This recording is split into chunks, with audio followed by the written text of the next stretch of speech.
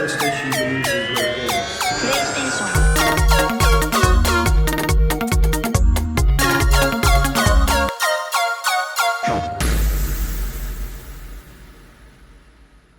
Hello and good day to you, my beautiful podcast listener friends.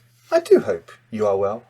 Welcome to CrossButton, your fortnightly deep dive into all things PlayStation. Now, once more, those of you with sharp hearing may have noticed that I am not His Royal Scouseness himself, but I am in fact Laurie, hosting this 30 minutes of nonsense. But don't worry, I am still joined by the big man himself. It's Dan Ward. He's here after all. Hi Dan, how are you? I resent the term big man. For The more, big for man. more ways than In, one, that's you know, not in factual. the sense that you're, yeah, in the sense that you are the man with the plan. The man with the plan. Not physically big, of course. I'd never mean that. That's fine. How dare you? Okay, No. that's terrible. No, and of course, Dan and I, we are joined by the undisputed champion of PlayStation herself. It's Heather. Hello. How are you? I'm good, thank you. How did I get? Good. How did I get big man and then she gets undisputed champion of PlayStation? But that's a bit of a. There's a gulf there. Big man is great. You're a big man. Factual. Big man on campus. Big man. Yeah, but like big man. Down with the plan. Dan, et the cetera. big man. Well, actually, that's quite. Natural. Someone is clearly a bit sensitive about his size, so I'll make sure we feed that back to HR. No one make any jokes. Gonna just start driving a down. Mini to downplay it, just to play the opposite. So We love a short king, though, so it's fine. I'm not a short king. Laurie is. Sort of stocky chaps while he walks out. You have to describe it for the audience. Lets his basically makes his neck makes all of his decisions for him when he's walking. Yeah, exactly. You can check out our Patreon page at patreon.com/thecrossplayers to get involved. Please do support us from as little as £2 was it month, week, year? I don't know. To gain access to dozens and dozens, loads of extra podcasts. Lots of good stuff, and most excitingly, our WhatsApp group where I occasionally share pictures of my children by accident, which is never what I meant to do. But yeah, it's a good laugh in there. We have lots of stupid fun, and yeah, there's lots of other tiers and perks and other good stuff for people that subscribe as well. So, By tiers, you mean fan. there's tiers on the Patreon, not tiers as in within the WhatsApp Crying. group. Yeah, Lots and of people crying. crying. Yeah, it's really upset. Occasionally. Yeah, bit of both. Occasionally. Bit of both. Well, yeah, no. Anyway, moving on. So let's, without further ado, let's get into what have we been playing? What have we been playing? Heather? What haven't we been playing? Oof. Okay. I'm in a weird gaming grey spot right now. So I played Saints Row. Okay. As you guys know, that review is up now, so you can check it out. And that was, well, no spoilers for the review. You have to check it if you want to know Yeah. the end of that sentence. It was Ooh, it was something. Yeah. something Something or nothing or everything. and something. But other than that, I've played a lot of Tetris Effect. Okay. Ooh. Because it's just short and vibey. So I've just been doing that sort of a little bit here and there. But I have started Short and vibey, just like Dan. short and vibey. We love it. Coming from you, you're a foot shorter than me. Literally a foot There's a shorter. lot of I could fit. tension. I could but fit it's, two of you and me. Wait, hold on. Sorry. Back that. I told you guys Sorry. there's tension. It's a sexy kind. Okay. Moving on. In your I also dreams. have In your been- dreams. No. This is Descended. But yeah. Move on. Dan, what have you Are been you playing? literally not going to say anything about Saints Row? No, you're not going to give us anything at all, even a tidbit. Okay, Saints Row. The character creation is beautiful. 10 out of 10. Loved it. Spent 10 out of 10. 45 minutes Character. building my boss. Cool. Okay. Yeah. Does it have the mechanic on Cyberpunk where if you choose genitalia, it wobbles slightly when you're choosing it, going back and forth? No. That's so silly, that bit. So I've on that for a it's while. beautifully, yeah, quite sure. It's beautifully inclusive. So you just sort Okay. of put your pants on and then you pick crotch bulge size. Okay. So just brilliant. do you. There's Cool. no male or female or like prerequisites. You just pick. That's good. Okay. So it's cool. Yeah, decent. Yeah. So just Saints Row and a bit of Tetris. I've played a bit of Tetris Effect. It is very good, isn't it? Yeah, it's Very good. It's really hard because I am colorblind. So sometimes the cubes plus the background, I'm like, fuck am I looking at? But it is the vibe, yeah. Colorblind, rest in peace. Bless up, Darius. Oh, we know. Oh, Harsh. They haven't found out yet, have they? What happened? Yeah. Have they? no. I have. I've not played it in VR, but I would love to play it in VR. It seems like the sort of game that would be incredible. That and Beat Saber were the two games that hit me quite hard in VR. Seemed very, very cool. Yes. Very cool. Anything else, Heather, you care to mention? No. No. Okay. Well, I suppose we better go to Dan. Dan, if you'd like to share. Okay, so I've been Nice playing. T-shirt, by the way. Cheers, mate. Thank you. You can get it on the Patreon, or you can go with the Redbubble, but I'll do that later.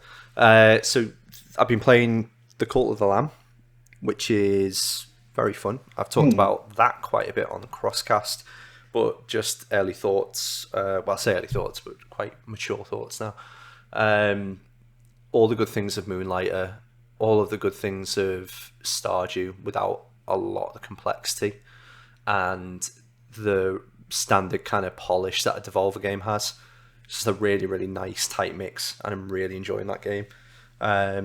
Said a lot about it, and Ben gave a really good review, which I agree with a lot of. I'd probably give it like a 9 out of 10 at this point, and it's front runner. 9 out of 10. Wow. Yeah, front runner for Indie of the Year, I think, at this stage for myself. And that's just from the first 45 minutes you've played as well. Yes, just the first 45. I've probably played about 6 or 7 hours of it, so I'm not too far away from completing it. I think I've done 4 of the 5 different bosses. You're ranking that above Stray then in your Indie of the Year. Just about. Yeah, just about. I love Stray and thought it was really fun, but I think in terms of the enjoyment factor and getting out and about with that game, yeah, it's really fun. So pick it up. I must admit, Ben's review carried a lot of weight. I think that's added to my Switch wish list. Yeah, it's definitely. I don't know when I get a chance to actually buy it and play it, but I definitely want to play that. Powerful game on Switch. Can imagine it looks gorgeous when you play it on a main console, and it's quite buggy at the moment on Switch. I don't know whether or not that's same for all copies, but there have been quite a few game-breaking bugs within it, notably when you sacrificing someone or doing some of the work around the temple that you've got in the town. That can result in the game just crashing, and you just stay in this kind of perpetual flow where you're just like this with all your followers, which is really, really strange. But it's a very good game, really good game, enjoyable. The other one is Curse the Golf as well, which is like a 2D platformer roguelite.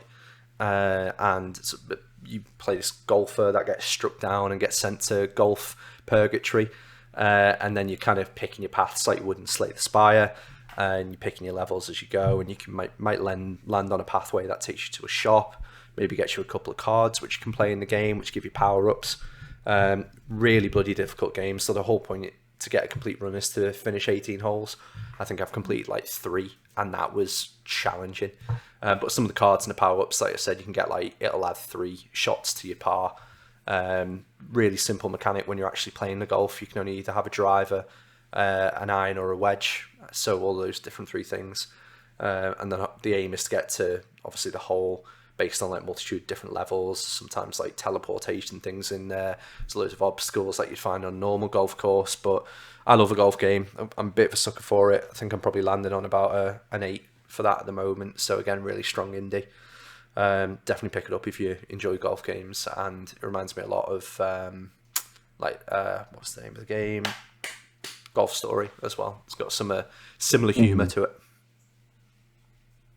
I thought you were going to say Mario Golf for a minute there, but No. but no. No, definitely not. And there's one other thing I see you've been playing. I can't remember what I wrote in the notes, and I can't check them because otherwise I'll move the screen that I've got. So what was the other thing? Fortnite. Yeah, a bit of Fortnite. Oh my god, yes. Yeah. So I've been playing a new season quite a bit. It's really fun. I think Heather and I dropped into it when it first launched, but we played a couple of games now. You're not in the Patreon group, so you wouldn't know. we needed a player. But yeah, we've been playing Fortnite last couple of nights and like getting a couple of dubs, losing quite a few, but just really enjoying the fact that it's gone back to its strengths. Like the sniper rifle is a good sniper rifle. The drop rate seems a lot more healthier for decent guns. And the no build mode's just an absolute MVP. You know, that's a real winner for me. Just takes away all of the guys that are playing on PC when you're on an Xbox or a PlayStation. So yeah, really enjoying it, and we'll play more of that I think over the next couple of weeks. It's ousted Rocket League temporarily as like the game to go to for me in the evening. I love how much all of the cross players love Fortnite. I really do. There's something so pure about it. Yeah, it's such a simple game. It's like You all will just genuinely do really love it, and I mean that in a completely non-sarcastic. I think you were waiting for me to say something sarcastic. I mean that in a really genuine way. I think it's it's really nice just watching everyone, because whenever you say, "Does anyone jump in?" you always get 2 or 3 people that will always do it. If anyone's listening that likes Fortnite and are not a patron, then you should just join just for the Fortnite. Yeah, join and get the dubs with us. That's what you should do. True. Yeah. Okay, well, the only things I've been playing, I finished replaying God of War, so that's done and dusted now. I'm ready for Ragnarok. Still and then I went back to playing Death. Still, I know actually last time still holds up really well. Happy with it.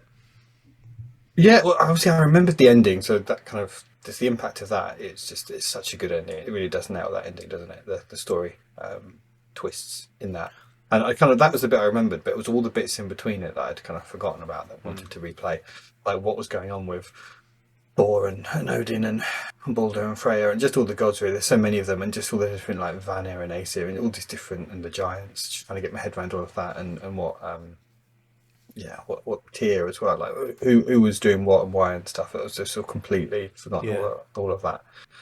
So it was good to replay it all and get all my head around all of that again. And it is still great. Just like the kind of, I played it as quickly as I could I was just to squeeze it in between other games, and just playing it really quickly, just to appreciate just how well kind of structured it is. I think just and Mimir and just all the characters are so Freya. They're just all so likable and well written and well acted and charming. Everyone's great in it. And kind of the journey that Atreus goes on is kind of has the whole of childhood there in one sort of 10-hour campaign. Amen. So yeah, very good. And then I've just been playing back to Death Stranding, which I'm still persevering with, trying to get it to click. Heather's been tweeting at me today saying, "No, keep playing." I tweeted saying, "Oh, it's just still something with it." And I think it's the same with Metal Gear Solid 5 that happened. That Kojima just has tons and tons of systems that I feel like he doesn't explain them very well. And whereas like other things like Cyberpunk has tons of stuff at the beginning that you just don't get my head around. But with these games, I feel like I'm not doing very well because I can't understand what's going on, and every time I feel like should I just restart this again and just be taught this stuff, because they start explaining some just mad shit about bridges and BBs and stuff, and you're like, or the beach and things, and you think, well, hold on a minute, just explain that again, just take that one more time, just for the real stupid people at the back here. But then it's just onto something else completely, and I'm just like, hold on a minute, oh god, I don't know what that is now, and something else is happening, and oh fuck. I'd say that about and then I'm just trying to walk across the field, and then it starts raining, and then something touches me, and then a giant whale appears. I'm like, what the fuck is going on? Like, what am I supposed to do here? How am I supposed to get through this section? That is I'm sorry, I was going to say that it's like the problem with modern games, though. Like some of the AAA experiences on Sony, it's so hard to go back to that game after like a month of not playing it, because it wants you to be immersed. It wants you to get used to that world. It doesn't want you to like have a break at all. It wants to keep you on the hook for however long. I found the same with like Red Dead Redemption 2. I think I've restarted that. A little recap system where it's like, here's what your last 10 hours previously on your last 10 previously minutes. On Death Stranding. Yeah. What? I was subscribed Whale. to Plus if they could do that.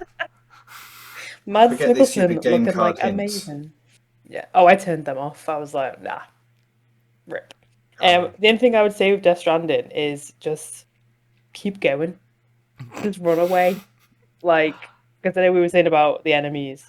If they're human enemies, run away.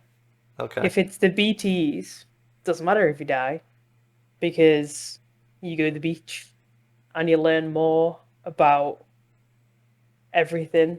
So, like, ignoring the humans, right? Like, death isn't a failure in that, because it's just another step kind of going forward. Really But it is so worth got it. deep I this, promise. had it? Come on, keep I know going. it did. Another step on the journey. Yeah. Another step, man. Another step closer to Mads, which is Preach. always the right way. In my opinion. Yeah. So after speaking to you and a few other people tweeting tips at me, which are actually very useful, I googled some kind of things to get started, sort of things I wish I knew before I started, kind of thing. Just these lists of Polygon always do good ones like that. Yes. These big games. And there was lots of really good tips and stuff. And I sort of read them all and thought, okay, I'll take all this on now. Okay, I get it. I'm supposed to. And it's just all the stuff that kind of Dame doesn't explain very well. Like, okay, so you're supposed to arrange stuff on your back. You don't have to carry everything. You only actually need like one ladder at most. And there's always the one dotted around the map. I must have took all that on. I was like, okay, now I'll play it. And I did a mission. And now I know how to get past these BDs or BTs, whichever the ghosty things ones say. And you stop moving. You can see them. Okay. I didn't realise that, or I'd forgotten that, or something like that. And you hold your breath and you can sort of call past them. Yeah. And then I S-ranked the mission. I was like, okay. So now it's just. So I think it's just Hideo Kojima's just shit at designing games. You know, he doesn't know what he's fucking doing, does he? Loves the Basically. podcast though, doesn't he? Oh my god. Yeah, thank God. Yeah. Yeah, it's one of those that I'm I really would joking. just I say, obviously love like, these games, but just keep going. Even if you Yeah, can no, I put will. other stuff on the back burner for a bit and just give that, like, yeah. you've got till November till the big boy comes out. Well, I am playing Last of Us next week, I'm afraid. Oh, that's fine. Yeah, no, totally allowed. And then Plague Tale's coming out, and then Ragnarok's coming out. So I might get to Death Stranding. Oi. I'll probably start it again in December. Yeah. We did it, to be fair. I actually finished it because of COVID Yeah. and quarantine. And it was just Oh, like, that's what I need then. Another pandemic and for someone to take my children away for a few months. Right, let's get. We've got lots of news to talk about. Actually, we don't have a big topic this week because there's actually loads of stuff that's happened. So without further ado, let's go to the news. And I'm going to start off. Let's get the bad news out of the way.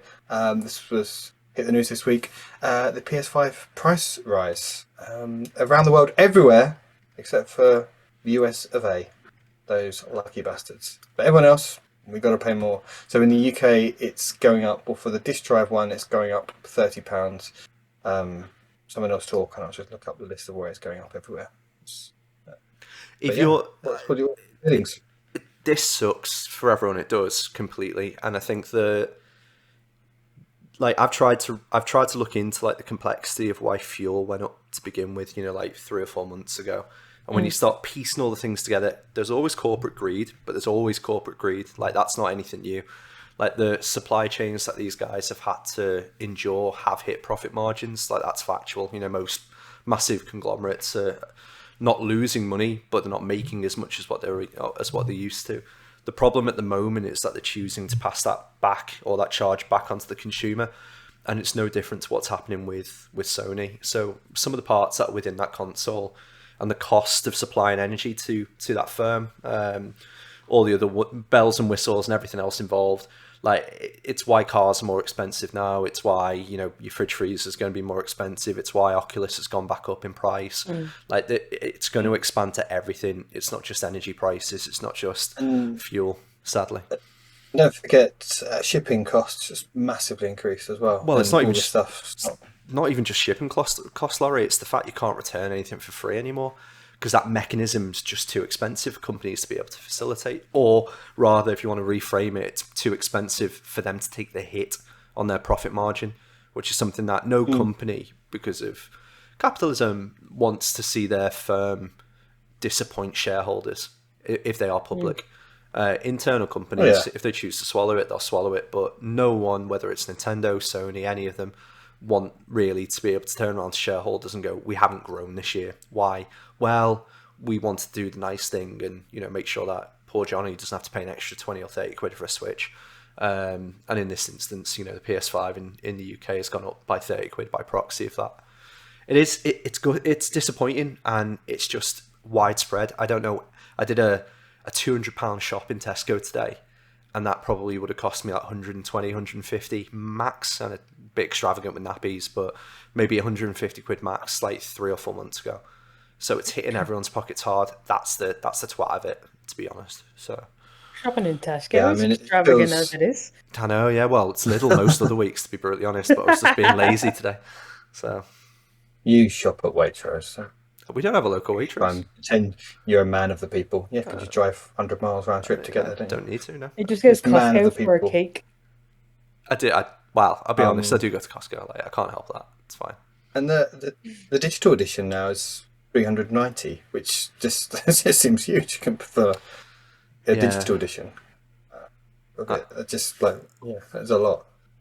I mean, it's a bit of a glamour purchase now, the digital edition, isn't it? You know, from if you're wealthy enough to be affording the games increasing on digital as well, which seems to be mooted. I think the digital edition only makes sense if you just want to subscribe to PS Plus Extra or whatever it is, the non-basic one with all the catalogue of games on there. Yeah, it makes sense then. If you just think you're just going to subscribe and that's all you want, then I guess go for that one. But yeah, it's expensive. I mean, it does look nicer, but other than that, it's a very expensive way to do it. And obviously Xbox or Microsoft come out and said they're not going to increase their prices, and Switch have said they're not going to increase their prices. But then I guess neither of them need to be honest, in quite the same way. With Sony, PlayStation is the engine of that company. It's what drives all of their profits. Now the whole company has just been reframed around what PlayStation do. So yeah, if they've got a product that sells out within minutes everywhere, why wouldn't they put the price up to protect their profits? I'd be interested to see how usually retailers drop off at a certain point, and be able to offer discounts on the console, like it happens with everything. I'd be curious to see what the actual length of the current console price is, and whether or not we see any drops, on any of the other consoles, whether or not anything happens to the Xbox Series X or S, whether or not we're going to see that same value, kind of stay in place for let's say as an extra 6 months compared to what it was, or whether Black Friday this year we'll see any discounts on consoles. So yeah, shit time. I can definitely see some Series S deals this Christmas or Black Friday. Microsoft will definitely capitalise on that with some good deals. I mean, you can get it for a great price now if you buy them used and stuff. No, literally no positives in this, are there, at all? Like, even just the current economic state of the country. Like, we're about to get a horrible Tory and another one who's just going to be an absolute nightmare and is more Tory serving as well. Even Rishi looked to be a little bit more positive towards the less wealthy. No, not more as I hate Keir Starmer, but nowhere near as what Labour are intimating. However, yeah, Truss is the worst, so I can't imagine it's going to put the consumer under less pressure for the foreseeable future, and maybe Sony might benefit from it. It does seem slightly churlish to kind of panic about £30 on a PS5, which is the ultimate luxury item, when people's energy bills are kind of tripling or quadrupling in the space of a few years. Can you even afford to run one? Yeah, that's the problem. That is exactly. This is inflation. This is what's happening around the world. So yeah, it sucks, and I'm sure they'd rather not do it, but they're in a position they can do it. They want to protect their profit, and people are just going to have to suck it up. And the fact that it sells out within minutes, I think when it starts to slow down, they can just drop the price back down to where it was again and get themselves a boost, and they're back to where they started. But it's kind of 2 years into the console now, and the price has actually gone up. It's usually at this point 2 years into a console's lifespan, you've got the kind of early adopter tax, and now we can go drop the price a bit to drive sales up. And it's a mad old time. This whole console generation, we've got kind of inflation, we've got supply chain issues. It's going to be pointless comparing this generation to any other one, just to kind of look at the speed of sales and what's going on and stuff, just because it's just everything's just gone crazy. It really is. Okay, well, that's the bad news. In other more happy news, there was Gamescom this week, and there was lots of good stuff revealed. First of all, in the opening show, Jeff Keighley showed off the DualSense Edge. Is that right? Is that what's called? DualSense Edge? Yeah. Mm-hmm. Yeah. The fancy new bells and whistles. I don't think it literally has bells and whistles on it. It may do. I'm not sure. It's got lots of buttons and paddles. And Dan, as someone who is a big fan of these ridiculous controllers, tell me why I should care about this one. You know what? I have not done my homework enough to kind of tell you exactly why I should benefit from it. I think it does all the same stuff that the Xbox One does. From what I can tell, there's extra buttons. You can program the layout. You can swap out the sticks. Yeah, it says on the main website, which you linked to before. So it's got remappable buttons, tunable triggers and sticks, changeable stick caps, back buttons, and more. ultra customizable controls. You can map the back buttons. Again, I don't like the back buttons on the Elite. Changeable stick caps, so you can go for different kind of comfort levels. Trigger lengths, so again, more compatibility there. Replaceable stick modules, again, if you want lifting them out. And then US braided cable with lockable container housing. I think just the thing about it, it won't necessarily just be the things it can do, it'll be the way that the controller feels. It should feel more premium. It should have that level of quality above what the current DualSense is. The problem I've got is when you compare like an Elite 2 controller to an Xbox Series X controller, there's a big difference. The DualSense to me is a very premium controller anyway, so I'm curious to know where that gulf's going to be. But before I buy one of these things, I'd want to try one and see one. So I'm hoping to. Yeah, it does. It just doesn't look particularly different. Nah, Colour scheme's different. But... it looks like somebody that's bought a Renault Clio and just stuck a body kit on it a little bit and gone, oh, this is my new car. It's got 20-inch rims now. It's very cool. But yeah, I don't know. I don't know if it'll have like metallic plates on it. It doesn't seem to. Like, it doesn't look like it might. So I don't know. Ever any interest in one of these? No, No, absolutely not. Thoughts in general. Thoughts in general. It's fine. I think make more accessibility controllers before you make more pro controllers. Fair. Like the DualSense is cracking. Make me more colors. Make more button pads. It's a decent colour. Yeah, like I love an alternate color controller, but I don't like any of the wraps that they've done so far. I really wanted the Alpine Green PS4 one, but it was like never in stock. So I'd like a shiny metallic or one with my name on. Yeah, I like the 1 million one. Yeah, it's weird they haven't copied that Design Labs thing. Yeah, because 1010, I would buy that. Like, I would definitely get like a full custom one. I got custom Nike IDs back in the day, so I definitely would do that for the DualSense. I'm a sucker for this stuff, you know. I am, so I will pick one up, but I'm curious for. But it depends on what kind of like jumps ahead of it first. I think is important, and whether or not it'll be day one that I actually get one, because I didn't get the Elite 2 day one. I waited for the Halo one because I like that. I like the aesthetic of it. I'm fond of the series, but when it comes to the DualSense, there's nothing specific about a game, you know, that's like drawing me to it. Maybe if it was like a Pro that had like a Ragnarok kind of theme, or even a Last of Us theme, or just kind of like it looked different to the stock DualSense, I might be a little bit more enamored, or a little bit more pushed to kind of pick it up day one. But I might hold off and just see whether or not they do bring out, you know, some special editions for some of the IPs in the future. Yeah, I was gutted to not get a Last of Us 2 controller. Yeah, it's just white. Like mostly, I know it's kind of black in the middle, but it's white. Probably, and kind of weird that it's still the same white with bits of black on it. It's very similar color scheme to what the base. I think they would have gone. I thought they would have gone for like a more unique color to make it look a bit more kind of special and premium. And it's probably going to be the Xbox Elite one's £160, which just seems like a massive difference to me. And like you say, if you can tell, I've never held one, but the difference in quality, and I can see the Xbox controller does feel less premium than the DualSense to me. So yeah, I imagine they're going to match Xbox price because it's Sony. Why wouldn't they? They're going to, they're not, don't really tend to be cheaper, do they? Than Xbox this generation, so I'm sure it'll be at least £160. And yeah, what's it gonna do to justify that? I don't know. Seems a strange one to me. It made me laugh where it comes with a kind of official carry case that you can take your controller and wheel little bits around. I just imagine someone going to their mate's house, just like, stand back, I've got my Pro controller. Yeah. I'd have made that. Are they making that with a view? Dave's like, come on, mate, I just want to play a bit of Gran Turismo. What are you doing? They're trying to push like the esport avenue with that. Like, you would turn up with your little briefcase. But again, make them customized, and then people will take them places in a snazzy briefcase. One of the lads did it in our group, and he we were just playing FIFA, and it was literally just like, it was almost like a footnote, and it's going back like 4 or 5 years ago. It's like a footnote just to say, play FIFA, it's on the Xbox, if anyone can bring a pad. And this guy was like hand in first, and he like whips out this Elite controller, and he got rinsed all night for it, and it was just embarrassing. And it was like, who do you think you are? He was just like, it's one of these like esport things. It's like, you're shit at FIFA, and then on top of that, you're cracking out this like 150 quid controller and getting pizza all over it. They expect everyone else to go, ooh. Yeah, and it was just like Sort of dry ice that comes out from it. and he was just like as if, and he was like, yeah, but it's esports, and one of the lads was just like, yeah, but you're a postman, so why would you think that that's your profession to then carry that controller around?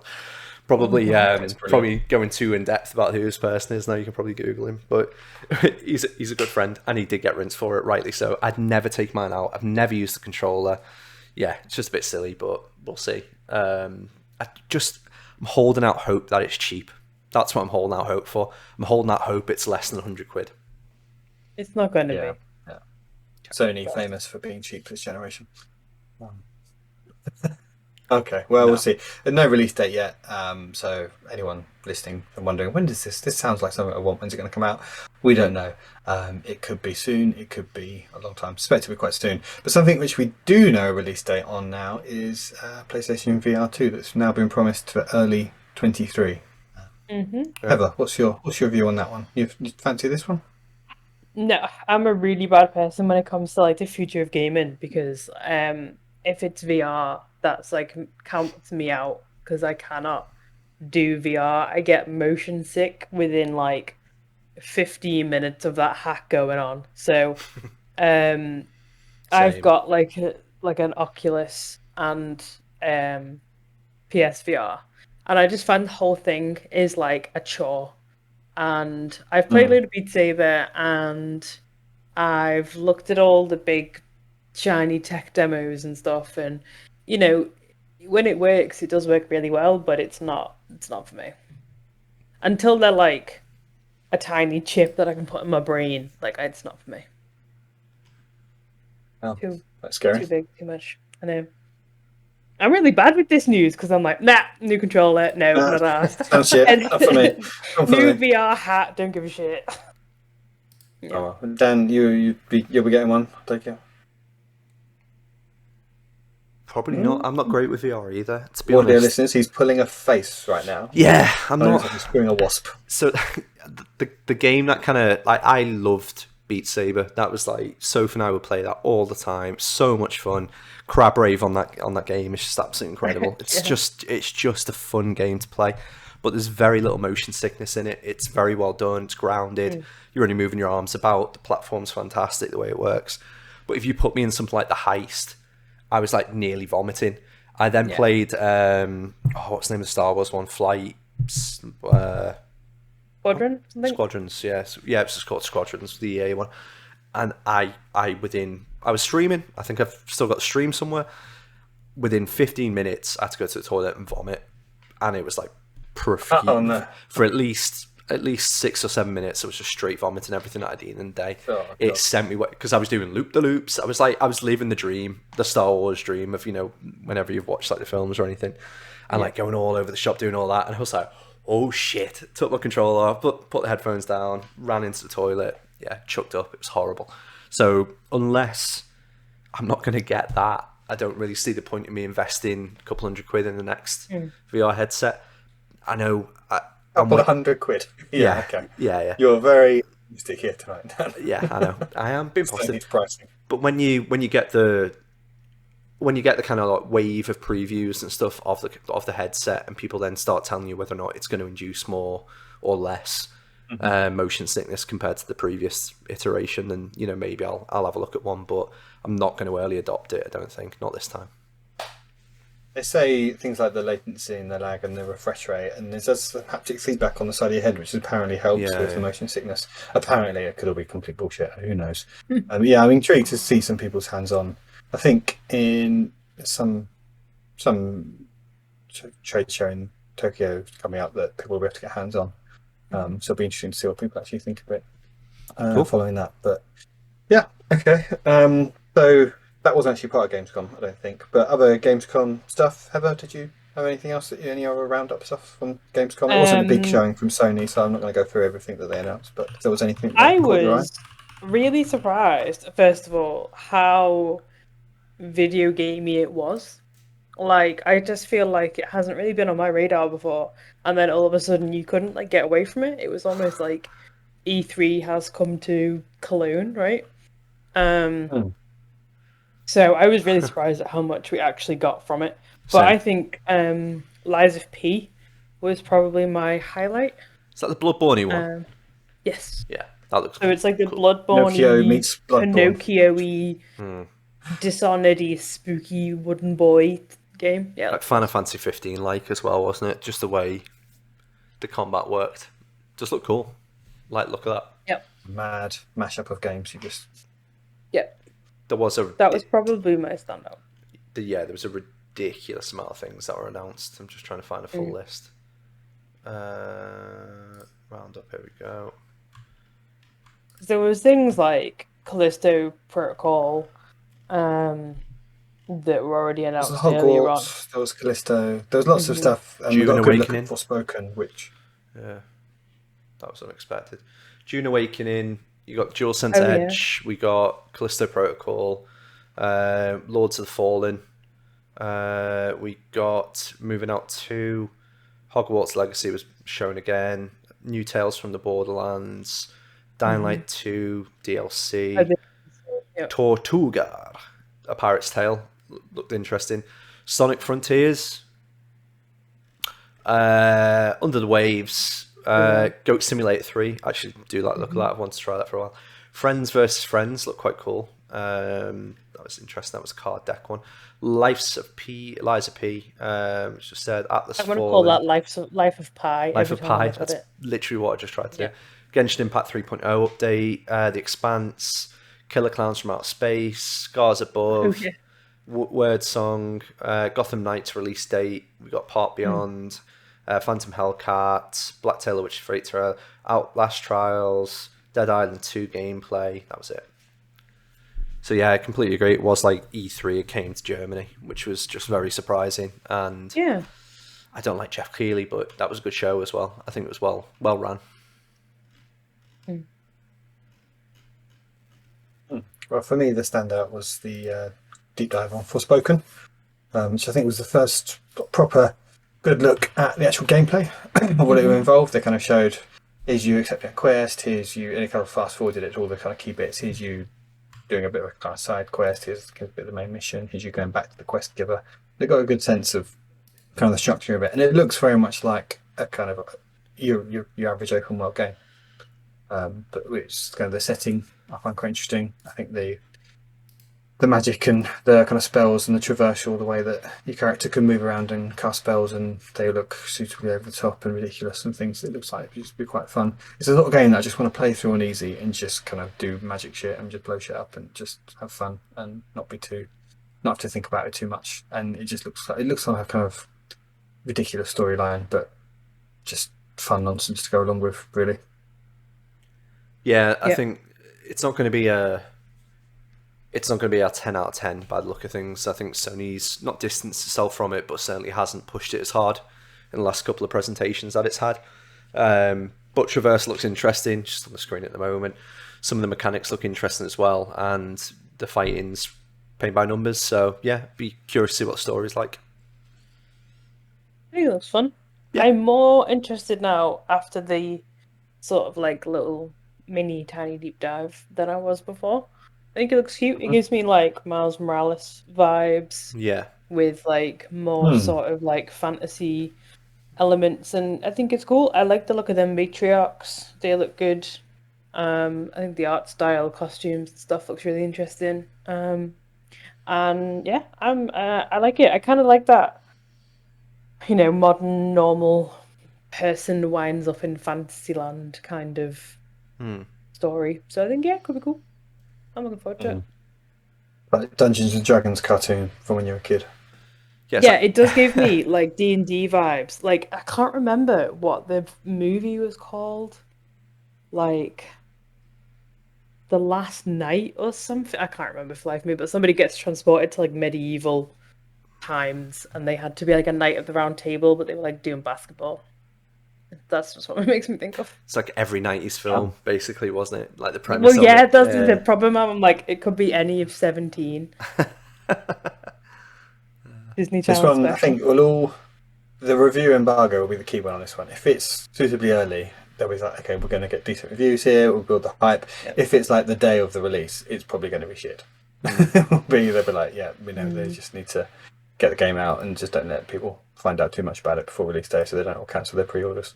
That will be my suspicion with it. I think it could go, but it's definitely one for me. I'll wait. I hope it's good. It's one I want to play, but if the reviews of it all say it's terrible, then obviously I'm not going to waste my money on it, because it is a £70 game. They're doing it at full Sony price. It's good looking. See where it gets to. Be curious. Yep. Okay, well, ladies and gentlemen, I think that's your lot for this week. Anything else you guys want to make final thoughts on Sony, all things PlayStation, Gamescom? Anything else before I cut you off? Do you think we'll see another presentation this year? Cut you. Before I Before I cut cut you. you. I do, yes. I do think we'll get another presentation. I think we'll get a big Sony State of Play. Okay. I think we'll get that in. I think, well, because when God of War comes out, we literally have no idea what's coming next year. I think there'll be, here's what you've got to look forward to coming next year. I think there'll be there's Spider-Man 2. We know that, but other than Spider-Man 2, and that will they'll be able to put together a really cool, proper full reveal trailer for that, and there'll probably be lots of other. There'll be at least one or two other big first-party games that will be coming out next year as well that they want to tell people about soon. I suspect September be my prediction. Cool. Yep. Fair. Yeah, well, all in agreement on that point. Happy with Yes. that. I'll take it. Yeah. Okay. Love it. Well then, that is your lot for this week, everyone. So thank you for joining us on this. Not much full of reviews of what's going on in the land of PlayStation, but it's good to be critical when they do shoot with stuff, and to be not just hyping everything they do. So we'll wait and see what stuff turns out like. But there's still lots of good things to coming out soon as well. Lots of stuff to get excited about. If you'd like to hear more of us, more of Dan on the Crosscast or any other podcast the Crossplayers do, please do head over to thecrossplayers.com. Click on our Discord link. You can join our Discord and see all the chat on there. And if you do want to join our Patreon group, you can join that and jump into our WhatsApp. And Dan, you mentioned something about t-shirts as well. What was all that about? I've got t-shirts. If you want to go on the top tier of the Patreon, you can get a t-shirt immediately sent out to you, and then just downgrade it to the cheapest one that you want. There we go. Free t-shirt. Boom. I'd be telling them the hack. Well, it's a good hack. It's a great hack. Get a free t-shirt. It is a good hack. There's some nice new t-shirts as well, aren't there? Some lovely new t-shirts. Yeah. Loads of new art. Loads of new designs. So, yeah. Have a little look. Groovy. Cool. We'll be sporting them at EGX in a few months' time. Weeks. Weeks. Is it weeks? Christ. Well, Less than a month. thank Less than Weeks. months. Yeah. 3 weeks. Come on, Laurie. Well, yeah, whenever it Laurie's is. going in October. I know he's like, fuck you, I thought it was December. When is it? It's the end of September, isn't it? Yeah, 22nd 22nd. to the 24th or 5th, I think. Yeah. Right, okay. Exciting times. Well, thank you, Dan. Thank you, mate. Thank you, Heather. Thank you. And remember, play cross button. Oh, God. Come on, where were you? Oh. What was it, Dan? Play the cross button. Just keep saying it until just every inflection of it, keep trying it. That's fine. Play cross button. That'll do. No. Smashed it. Bye. Bye.